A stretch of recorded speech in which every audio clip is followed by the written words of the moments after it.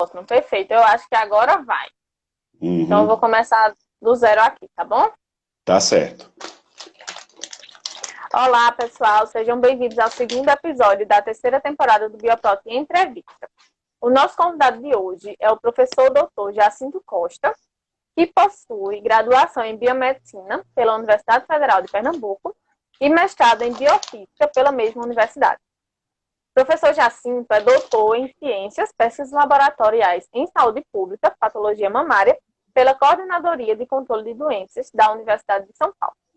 E realizou pós-doutorado pela Universidade McGill, no Canadá. Além de ser especialista em análises clínicas, citopatologia e citologia clínica. Atualmente, Jacinto é professor adjunto do Departamento de Citologia e Embriologia da UFPR. O nosso tema de hoje é Construindo uma Carreira de Sucesso, da Academia ao Empreendedorismo. Professor Jacinto, você quer dar um oi para o pessoal? Sim, boa tarde a todos. Prazer estar aqui conversando com vocês. Agradeço o convite do programinha que vocês já estão aí no segundo episódio. Parabéns pela iniciativa. Isso é muito bom, divulgar a ciência é importante nesse país. A ciência é bem esquecida, então tinha esquecido até de falar isso nas nossas tentativas anteriores, né?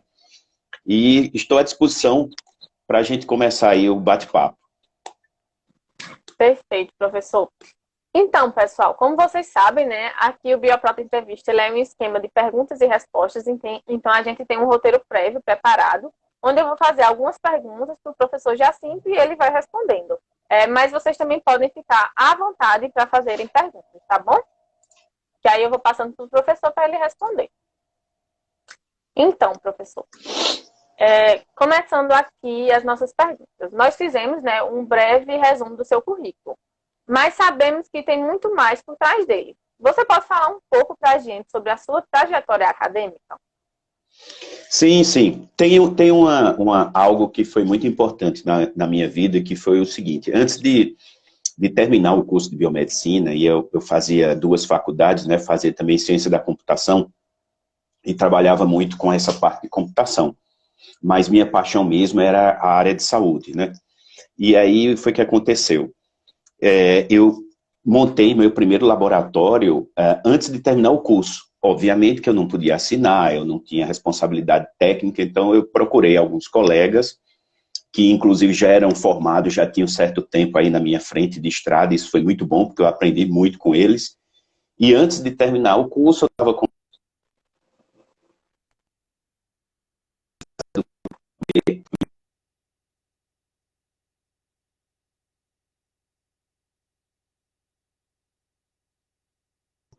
ligada à área de informática. Mas mesmo assim, eu passei pouco tempo com essa empresa de informática e fui montar outro tipo de laboratório, né? Quer dizer, em outra cidade, com aquele sistema de clínicas, onde eu montei um laboratório, montei consultórios e tal.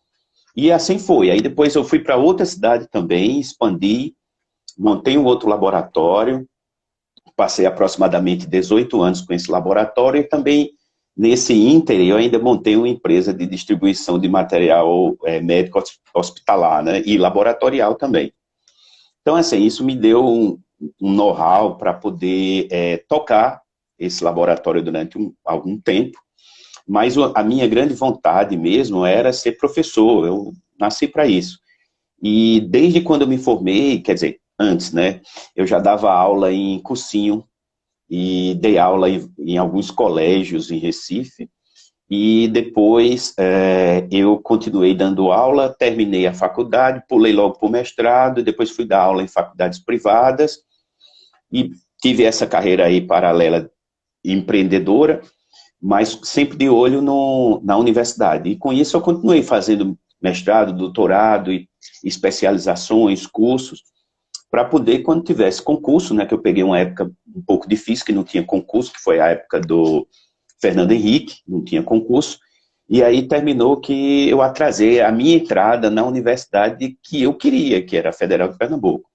Mas, enfim, foi essa misturada todinha aí que terminou eu indo para a universidade e voltei lá para assumir algo que eu tinha muita vontade de assumir e melhorar, que era a universidade. Então, fazendo um resumo bem grande, é isso aí. Perfeito, professor. Realmente um profissional multifuncional, né? Então, professor, o que é que você considera como sendo uma carreira de sucesso e o que você acha que é essencial na sua construção? Olha, essa pergunta é bastante difícil de responder, mas eu tenho um caminho aí é a luz que eu sigo.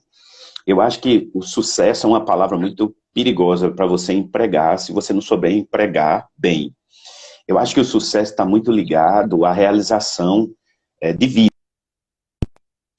Você deseja trabalhar ou deseja viver de uma determinada maneira e você atinge esse objetivo, então você é considerado uma pessoa de sucesso. Muita gente associa o sucesso a materiais, dinheiro. Óbvio, todo mundo quer ganhar dinheiro. Isso aí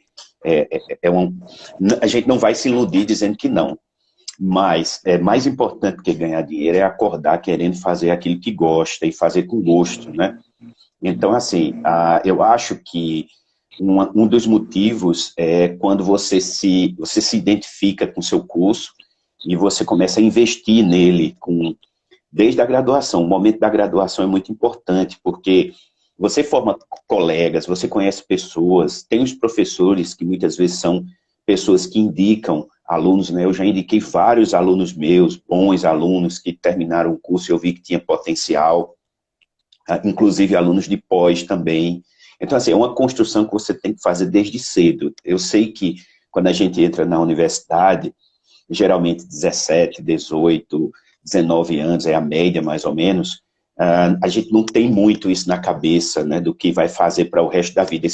Pode até pensar, não, eu vou fazer isso para o resto da vida, mas não pensa como é que vai ser o dia a dia, não simula na cabeça bem o que é isso. Então, eu acho que você pensar no que vai fazer, investir muita energia, mas muita energia, a começar da sua graduação, e tentar acumular conhecimento, não passar em provas, nem estar preocupado só em bater meta, em cumprir os créditos. Mas se você tiver essa meta, dizer, não, eu quero chegar ao final do curso com muito conhecimento, e durante essa jornada eu vou tentar fazer as coisas que envolvem a minha área, eu tenho certeza que você vai ter sucesso. E esse sucesso ele vai ser muito impactado porque você vai se sentir bem, você vai se sentir recompensado pelo esforço que você teve.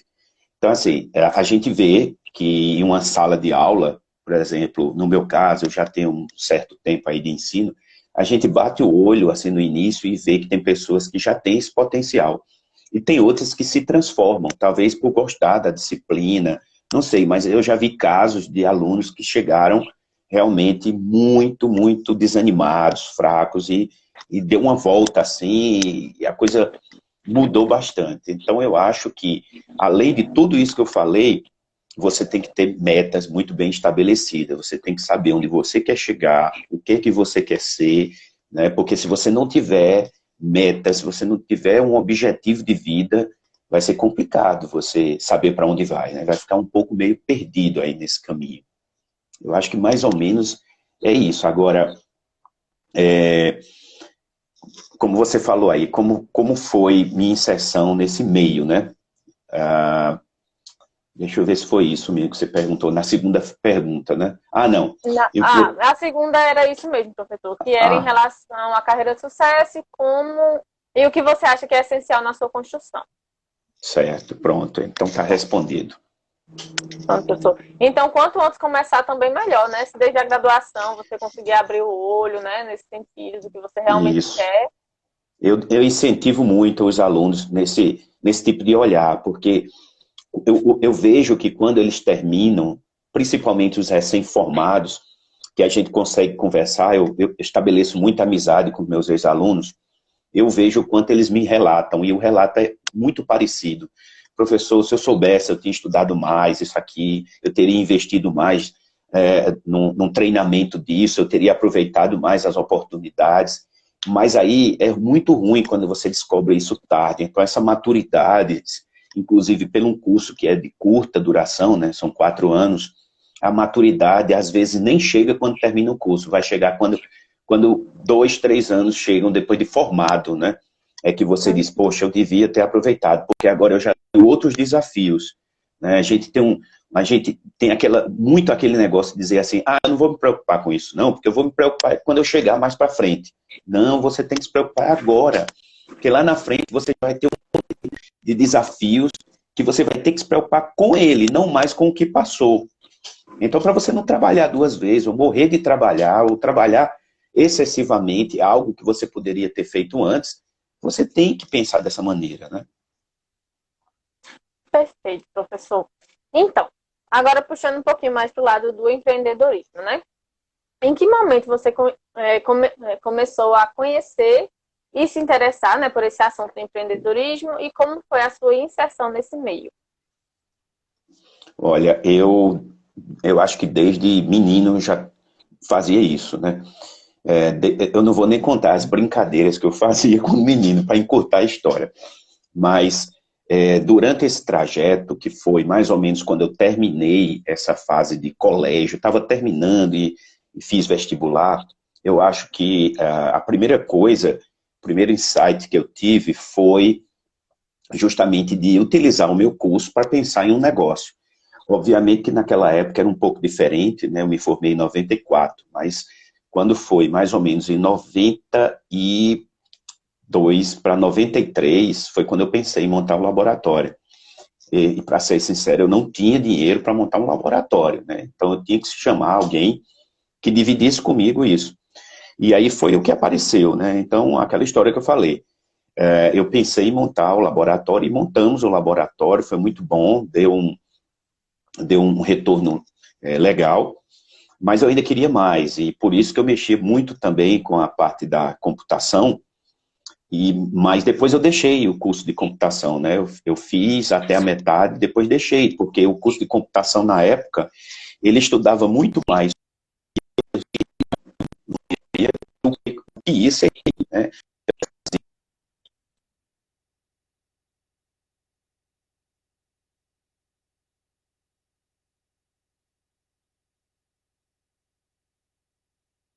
Não servia, enfim, coisas que eu não utilizava para trabalhar. Enquanto no laboratório eu estava vendo as disciplinas e ia para o setor.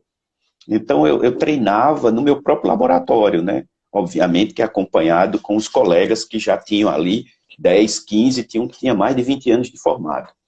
Então foi muito bom essa questão do empreendedorismo. E eu pensava isso dentro do próprio curso, porque eu ficava imaginando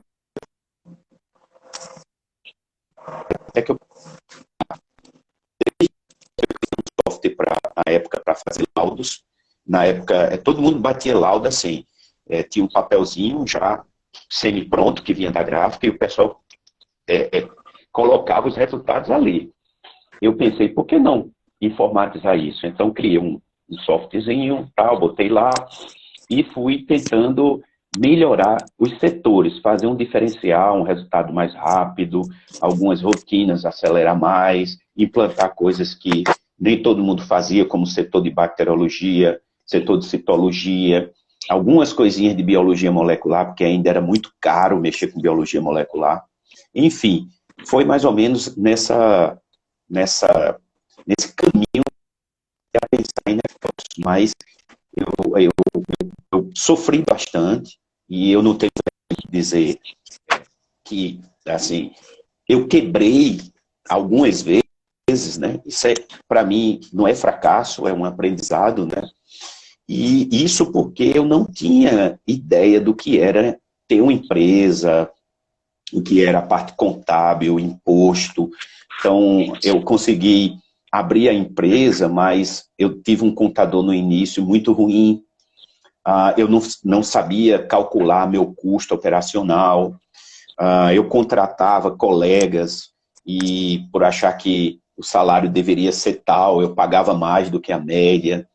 Enfim, tinham coisas que eu não analisava e algumas opções que eu tinha no mercado na época eu não usei, como, por exemplo, colocar colegas como cotistas, né, chamar para ser sócio em alguns setores, porque tem pessoas que são muito boas em um determinado setor e não é muito boa no outro, então, quem sabe se a gente não podia fazer dele um sócio dentro daquele setor, enfim, uma série de coisas que eu não tinha ideia operacional de como fazer, e muitas coisas nesse início eu terminei fazendo até de boca, e a gente hoje sabe que não pode ser assim, né?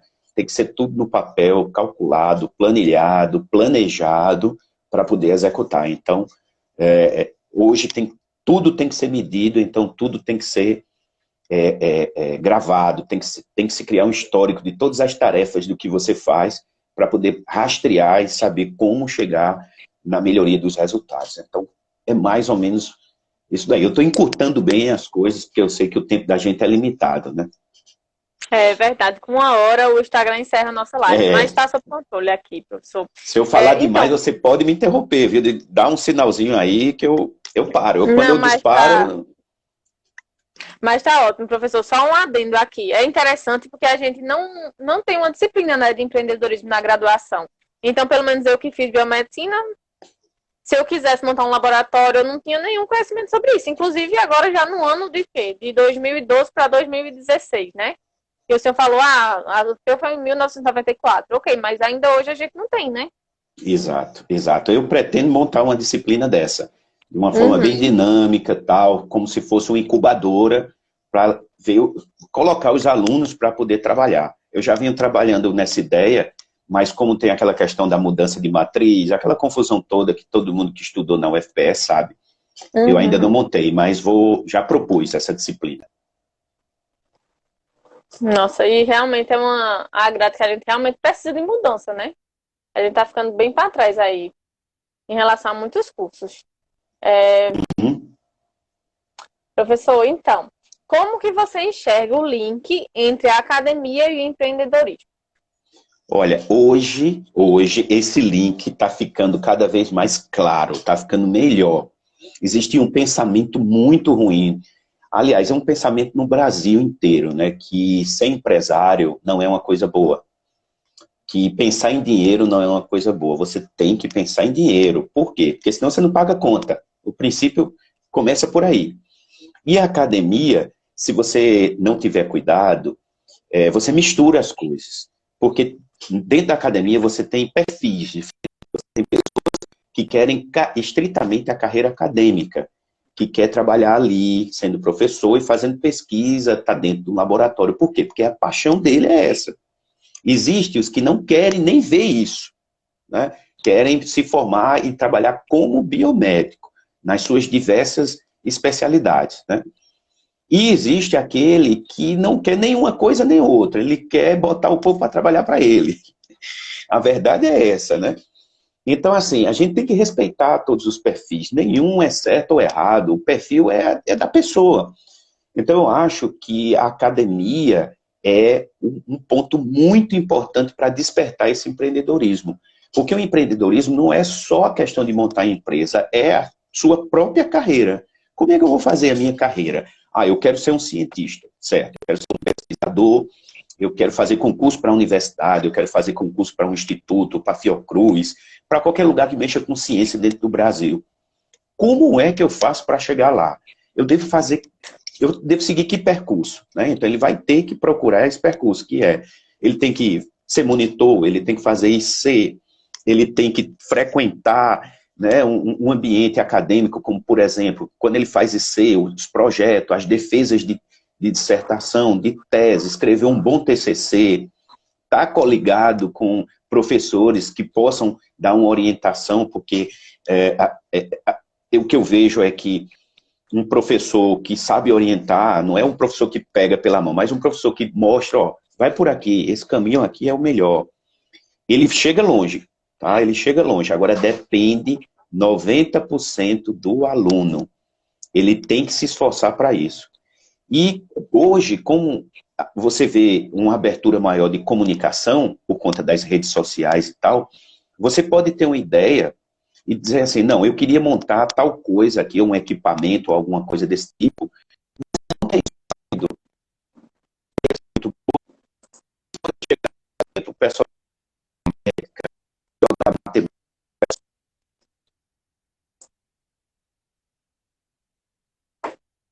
conseguir agregar, né? Então, pode ser o primeiro passo dentro da academia. Por quê?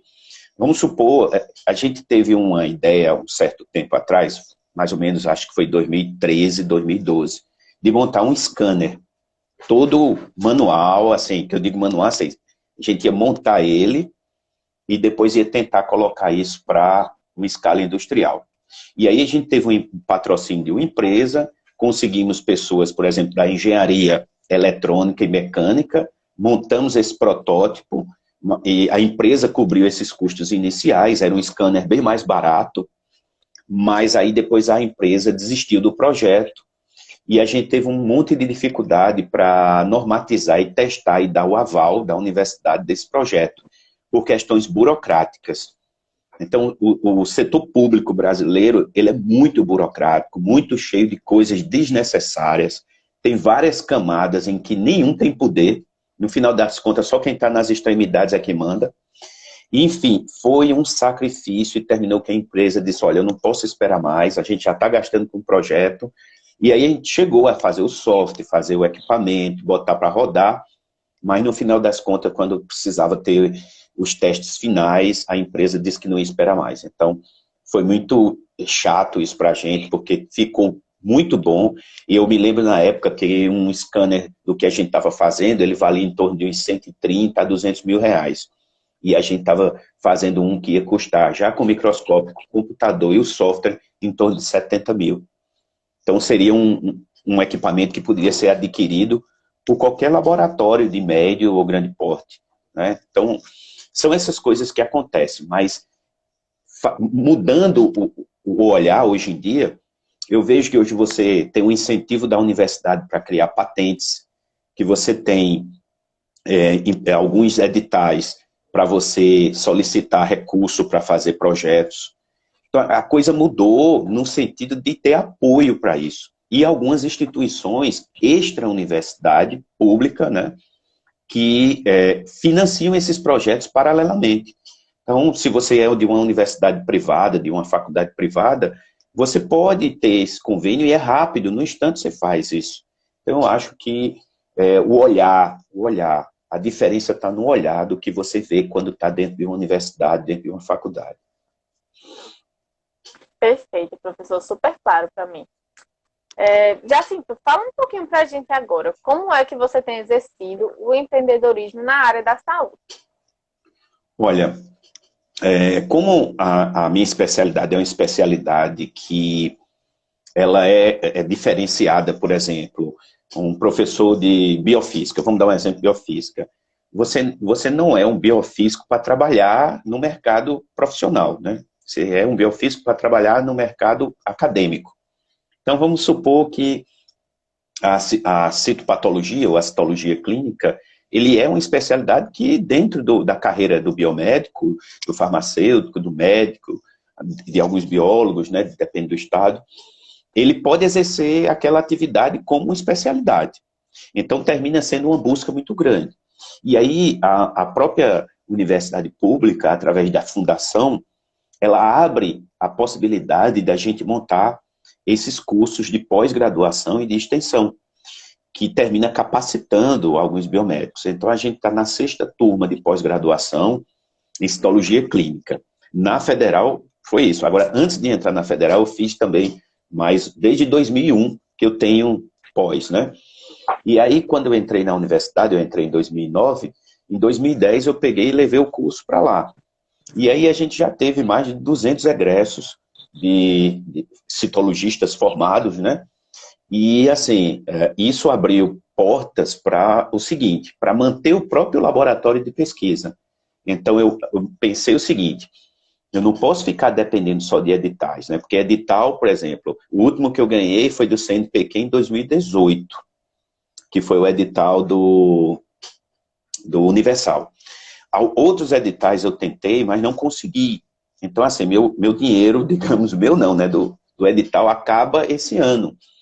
E aí eu preciso de renovar. Será que vai ter edital? Porque todo ano estão cortando verba de pesquisa, né?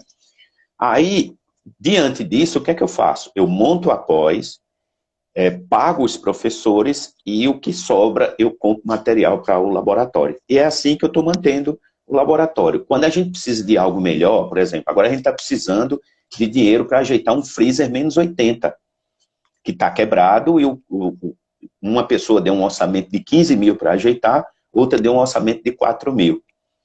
Aí a gente vai fazer um curso para ver de extensão se a gente arrecada esse dinheiro para pagar o conserto do freezer, que vai ser de extrema utilidade para a gente, né? Então é assim, a gente tenta dentro de um ambiente desse, por conta de algumas normas que, da máquina pública, digamos assim, que a gente tem que obedecer. Então a gente tem que fazer os cursos via fundação, com aprovação da reitoria. Então isso é publicado em diário oficial. É uma burocracia que, para você ter ideia, quando eu estava numa faculdade privada, eu abri um curso desse em uma semana. Na universidade, eu cheguei a demorar da entrada do primeiro processo até o curso ser homologado mais de um ano. É muito lento, é muito cheio de detalhes, sabe? É muito difícil, não é fácil não. Então muitos desistem. Por isso que a universidade, pelo tamanho que ela deveria ter toneladas de curso lato sensu, fora mestrado e estrito sensu, né? Mestrado e doutorado. Mas lato sensu, por quê? Porque é um curso que forma profissionais. Então é muito importante, por exemplo, eu queria ser um cara bom em microbiologia. Eu quero fazer Por que a universidade lá no CB não oferece uma especialização em micro? Porque a turma de micro não tem paciência de passar por todo... E são contas, prestações de conta, é planilha orçamentária. Olha, é dificílimo. Só quem tem paciência, assim, quem já passou pelo histórico como eu passei, é por isso que eu disse que ajudou esse histórico, né? É que aguenta, que vai lá, que insiste, porque é difícil, tá? Então, assim, eu acho que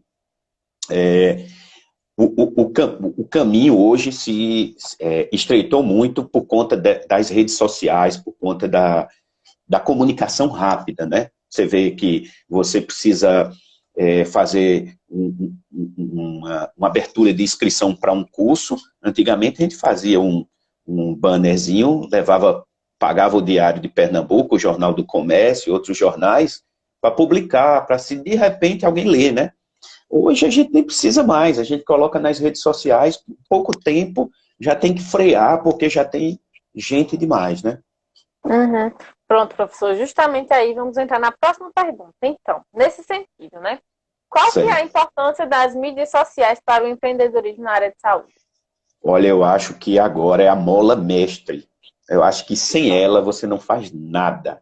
E não é que você precisa ser um perito em redes sociais, né? A grande vantagem hoje é justamente isso. Você contrata pessoas que você nunca vai conhecer, mas que trabalham de uma maneira muito boa. São os famosos freelancers, e tem também algumas coisas que são simples de você fazer. Então, acho que você hoje consegue vender bem nas redes sociais, você consegue anunciar seu produto, seu trabalho, você tem redes de vários tipos, né? Quando a gente fala em redes, o pessoal pensa primeiro Instagram e Facebook, né? Mas vamos supor, se você é um pesquisador, você tem redes especializadas nisso, como o ResearchGate, né? E você tem redes profissionais, como o LinkedIn. Então, de repente, você é uma pessoa que está no mercado, mas não está satisfeito, ou então queria trabalhar e não tem trabalho. Então, você pode fazer um portfólio seu no LinkedIn e apresentar isso para as pessoas, né? Eu me lembro quando eu tinha laboratório, logo no início, quando eu já tinha ido para o interior, porque o primeiro laboratório eu montei em Recife, mas quando eu fui para o interior, aí eu montei lá e eu queria um microbiologista, eu queria alguém que me ajudasse, porque eu trabalhava de domingo a domingo, plantão permanente, eu já estava para morrer de tanto trabalhar. E eu não conseguia ninguém, eu botei anúncio em jornal, para você ter ideia. Todos os jornais de circulação, o pessoal chegava lá e dizia, não, eu queria fazer entrevista, eu marcava com a pessoa, depois descobria que a pessoa não sabia nada de microbiologia. E eu não tinha tempo para ensinar, eu queria uma pessoa que eu só adequasse ela para a minha rotina. Eu não queria pegar, olha, uma alça é isso aqui, você vai semear dessa maneira, eu faço, não, eu queria já que a pessoa ó, eu sei fazer isso, isso, isso e isso. Como é que é a rotina aqui do laboratório? Aí eu ia adequar ele. Então, eu tinha que fazer a minha microbiologia, o que dá um trabalhão, até que eu consegui treinar uma pessoa para pelo menos me auxiliar. A mesma coisa era no setor da parte de imuno. Fazer ELISA, eu fazia tudo ELISA manual. Então, era muito tempo, eu fazia todos os marcadores de hepatite para hemodiálise, fazia outros testes também, imunológicos. Aí depois eu ia para eletroquimiluminescência para fazer os marcadores tumorais. Era muito trabalho, eu não tinha gente capacitada que pudesse me ajudar, porque quando tinha, já estava empregado e não queria ir para o interior. Então eu dava uma, não é que dava uma casa, né? Eu alocava essa pessoa lá, se ela quisesse, ela ia 2, 3 dias, ficava lá e depois voltava. Tinha todo um aparato para essa pessoa aí, e mesmo assim, tinha época que eu ficava na mão, e eu ficava com ar de louco, porque eu tinha que trabalhar tudo e de madrugada. Né? Então, enfim, essa questão das redes sociais, ela tem ajudado muito nesse sentido. Eu creio que todo mundo que está envolvido que vende alguma coisa, né? Que vende, quando eu falo vender, eu digo, como eu estava falando, uma carreira profissional, né? Uma busca por um curso, ou uma oferta de cursos de treinamento. Eu vi a semana passada uma pessoa no LinkedIn oferecendo treinamentos na área de biologia molecular, inclusive dizendo que por uma questão de estar parado e tal, achei muito legal o relato dessa pessoa, dizendo, ó, eu estou parado, eu ainda não estou com emprego, sou recém-formado, mas eu sei fazer isso.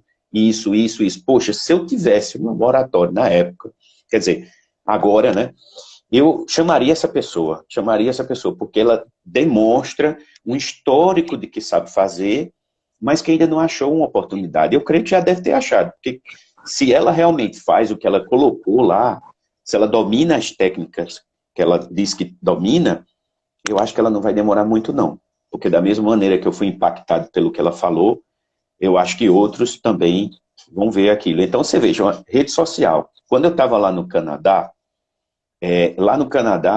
nos Estados Unidos também, o pessoal usa a rede social de uma maneira um pouco mais diferente do que a gente. Né? A gente brinca muito na rede social, a gente usa muito para lazer.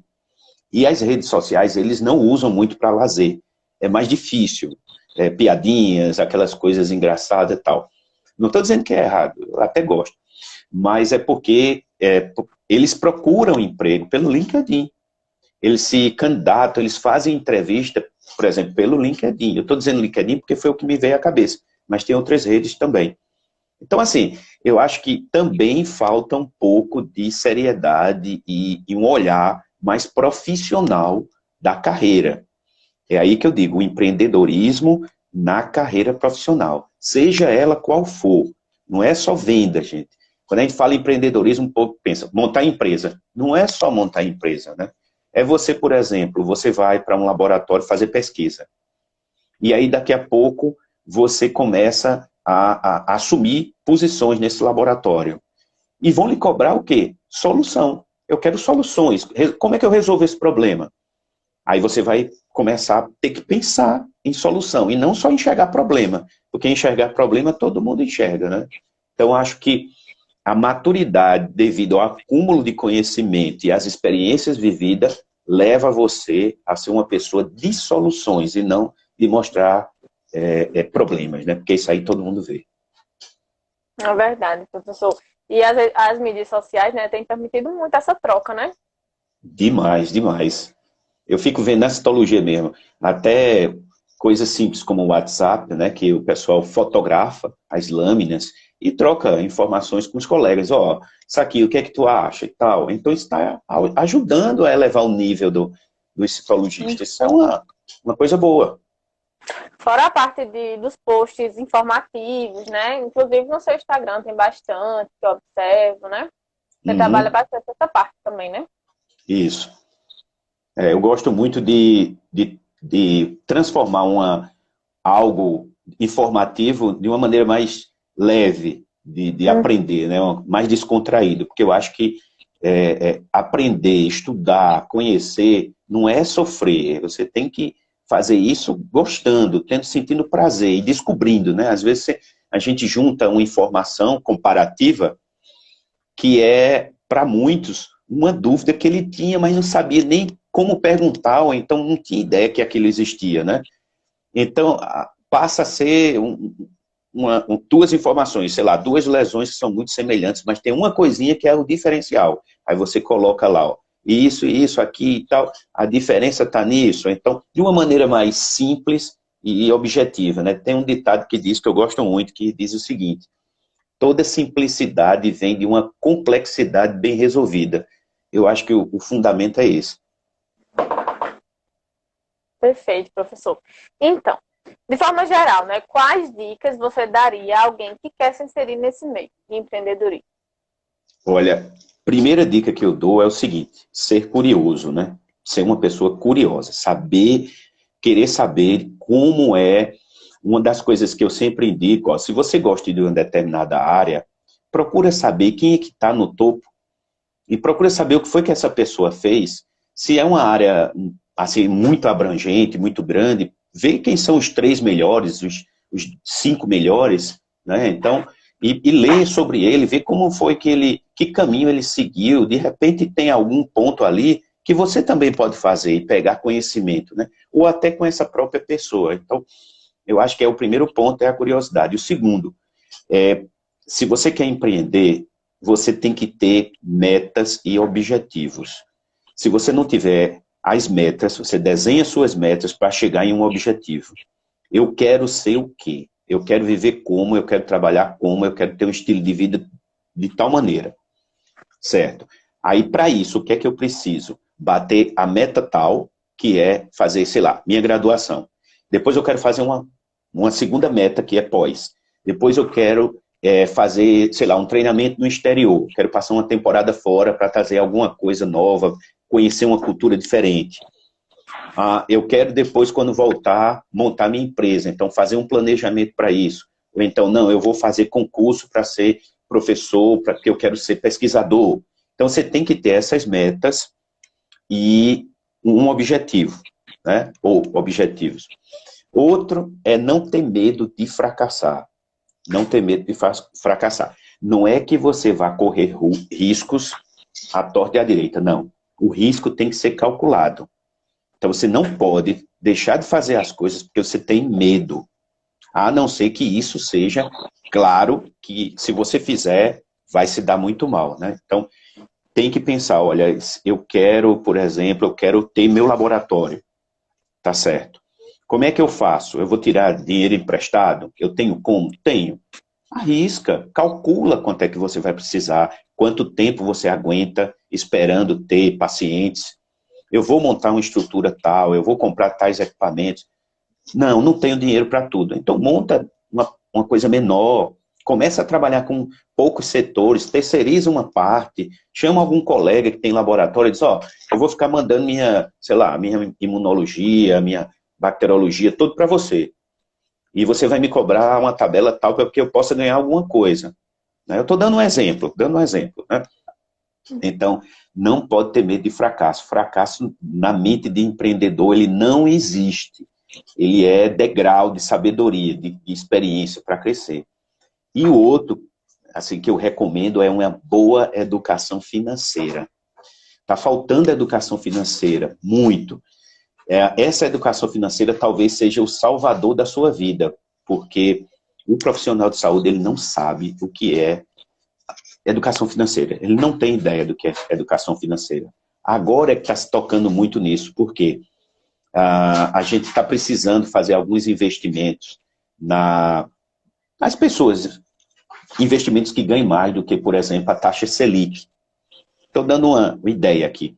A taxa Selic, ela é uma taxa que o governo controla e que ela pode baixar, e ela tem baixado muito. Se você pegar do governo Dilma até agora, ela era em torno de 14%, hoje está 2%. Então, muita gente disse, se eu botar dinheiro na poupança, eu não vou ganhar nada. Eu posso até ter um lucrozinho. Lucro não, posso até achar que tem um lucro, porque não vai ganhar nada com essa taxa. E aí as pessoas começaram a pensar em outros investimentos, como, por exemplo, ações, fundos. Então, assim, como fazer isso, né? E outra, não só saber investir, mas saber poupar, saber quanto é o limite que você tem de gastos, como fazer, se eu tiver uma empresa, como é que eu vou gastar isso, né? Então, tem que...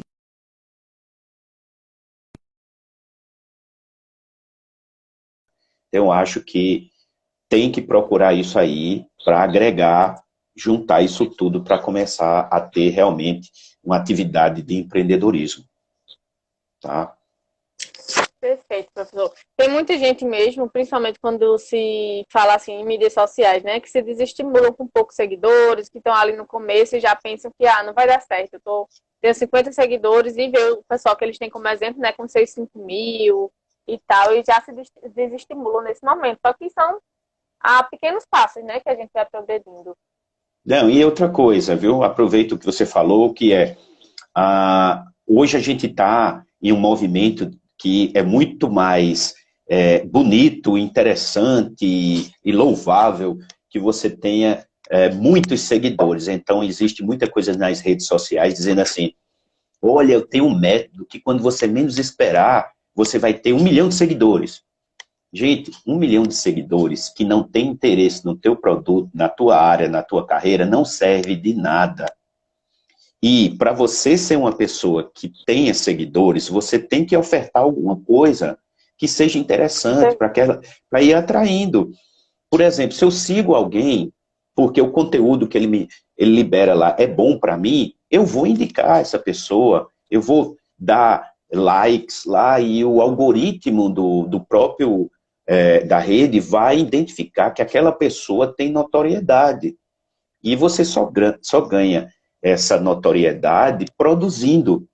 Então você começa pequenininho e tem que começar pequeno, e a melhor coisa do mundo é começar pequeno, porque você cria mais solidez na carreira do que já querer começar grande, né? A pessoa vai fazer, por exemplo, um mestrado, um doutorado, aí já quer um projeto que acha que é muito simples o projeto que o orientador deu para ele. Quem vai transformar aquele projeto numa coisa grandiosa é ele. Ele é que vai ir atrás, enxertar ali material, fazer um estudo amplo sobre aquilo ali. Quem vai botar o material dele para frente é ele, publicando e indo atrás, mesmo que os recursos sejam escassos, né? Então, assim, ter 100 seguidores que gostam daquilo ali, né, é melhor do que ter 1000 que não estão nem aí. Então, eu sempre falo, eu não faço questão desse negócio de números exagerados, de coisas exageradas, não. Eu quero um público do meu nicho. Se ele gosta do que eu faço e do que eu oferto, tá ótimo. Agora, eu vou pegar uma pessoa que, sei lá, gosta de música, gosta de, sei lá, de dança, de outra coisa. Ele não vai ter nada no meu para me seguir. Eu não tenho nada para ofertar para ele, né? Até cantor eu não sou, porque me fizeram aí um vídeo aí, eu cantando aí, que ficou horrível. Mas é isso. Ficou muito engraçado. Coisas de Professor, amigos. então, eu sei como é. Então, como eu estou em dúvida aqui, em quanto tempo exatamente a gente tem para completar 1 hora de live, eu vou pedir para o senhor responder essa última perguntinha para a gente finalizar, tá bom? Pois não. Então, para a gente finalizar, você pode passar para o pessoal uma mensagem de incentivo baseado na sua vivência dentro do tema? Nesse tema geral, né? De academia, de empreendedorismo. Olha, eu tenho. Eu acho o seguinte, que muitos estão pensando quando, principalmente quem está no início, né? São 2 momentos. Quando você entra, o desespero de achar que aquilo ali não vai dar certo. Quando você termina, o desespero de achar que não vai se inserir no mercado de trabalho. Então, o que eu acho que você tem que ter não é ser um otimista maluco que acredita em tudo, mas que você acredite no seu potencial, no que você pode desenvolver. Não existe ninguém no mundo que não tenha uma certa habilidade e que não tenha facilidade para aprender uma determinada coisa. Tem que pensar o seguinte, aquele professor, aquele empresário, aquele pesquisador que está no topo da carreira, um dia ele foi igual a você, que está pensando ainda que não é ninguém. Você é e tem condições de chegar lá. Então, eu acho que você tem que sempre pensar dessa maneira. O que vai fazer a diferença entre uma pessoa dessa de sucesso e outra pessoa que está no início é temporal. No início é temporal, depois é esforço. Então não existe esse negócio porque fulano é burro, porque fulano não sei o que, eu escuto muito isso. Ah, professor, isso eu não consigo aprender isso não. É muito difícil. Já escutei isso, eu digo, pelo amor de Deus, não diga isso de jeito nenhum. Essas suas palavras aí estão agredindo a sua mente, estão agredindo a sua pessoa, que você tem condições sim. Agora, a diferença entre você e uma pessoa de sucesso, se ela não for mais velha, é o esforço, é quem se dedicou mais. Então, muitas vezes você está lá assistindo Netflix e aquela pessoa está lá em cima dos livros, está estudando, está se dedicando. Então, foco, dedicação, que você chega lá. Eu acredito muito nisso. Esforço. Para mim, é a moeda mais valiosa do mundo. É esforço.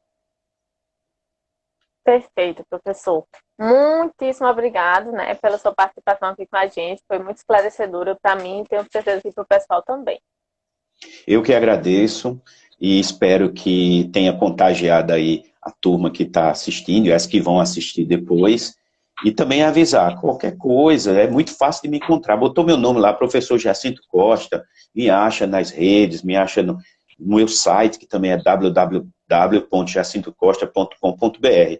Se tiver alguma pergunta, alguma coisa, manda para mim que eu tenho o maior prazer em responder.